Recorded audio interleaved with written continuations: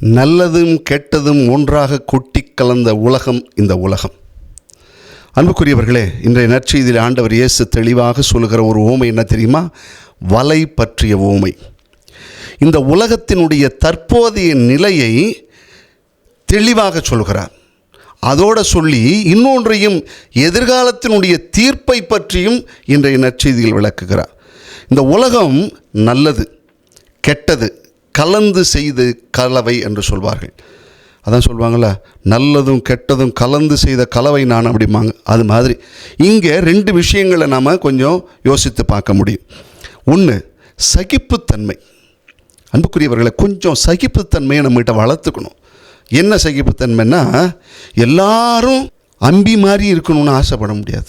எல்லாரும் அப்படி இருக்க முடியாது. ஏன் தெரியுமா? இந்த உலகம் என்பது நல்லதும் கெட்டதும் கலந்து இருக்கிறதுனால சில வேளைகளில் சகித்து கொண்டிருக்க வேண்டும். அது சகித்து கொண்டிருக்க வேண்டும் என்பதனால் ஏற்றுக்கொண்டிருக்கிறோம் என்று அல்ல. ஆனால் அதே நேரத்தில் அதை ஒரு காரணம் காட்டி நாம் தோற்று போகக்கூடாது, நாம் சோர்ந்தும் போகக்கூடாது. தீயமை இருக்கும் என்பது தெரிந்தும் விலகி செல்கிறோம் பாருங்கள். அதுதான் உண்மையான ஒரு பக்குவம் என்பது. தண்ணி ஓடிக்கிட்டே இருக்குது.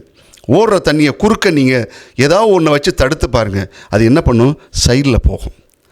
அதுக்கு தெரியுது இது ஏதோ நமக்கு இடைஞ்சலாக வர்ற ஒரு தடுப்பு, அதை நம்ம கடந்து தான் போகணும்னு சொல்லி ஒதுங்கி போகும், சோர்ந்து போகாது. அன்புக்குரியவர்களே, இரண்டாவது, தன்னகத்தே பகுத்தறிகிற பக்குவம் வேண்டும், பிரித்தறிகிற பக்குவம் வேண்டும். செல்ஃப் ரிஃப்ளெக்ஷன் அப்படின்னு சொல்கிறாங்க. இந்த ஓமை மற்றவர்களை குறை சொல்வதற்காக கொடுக்கப்பட்டதல்ல. நமக்குள் இருக்கும் கெட்ட மீன்களை நீக்கி நல்ல மீன்களை சேகரித்து வைக்கிற ஒரு பக்குவத்தை கொடுக்கறது தான் நமக்கு அழைப்பு கொடுக்கிறது.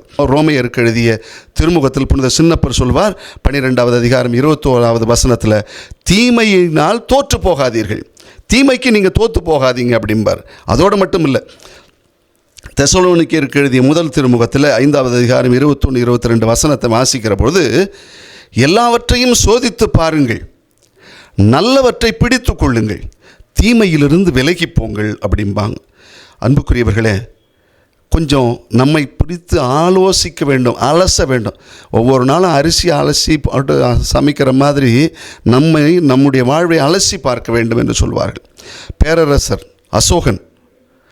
அசோகரினுடைய வாழ்க்கையில் ஒரு மிகப்பெரிய தனி அலசல் பண்ண காரியம் ஒன்று உண்டு. கலிங்கத்து போர் என்று கேள்விப்பட்டிருப்பீர்கள்.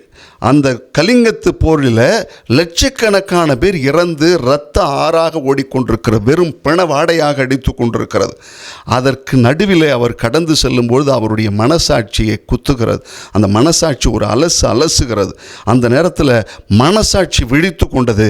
அப்போது தான் சொன்னாராம், அப்பா போதும், பேரரசுங்கிற எண்ணம் போதும், பொறாமைங்கிற எண்ணம் போதும் அப்படின்னு சொல்லி ஒரு சுய அலசி பார்த்து தான் அந்த வாழ்வை, அந்த இனிமேல் இது ஒரு போர் வேண்டாம் என்று முடிவெடுத்தார் என்று சொல்லி ஒரு செல்ஃப் ரிஃப்ளெக்ஷன் பண்ணி பார்ப்பார், சுய ஆய்வு செய்து பார்த்துருக்கிறார்.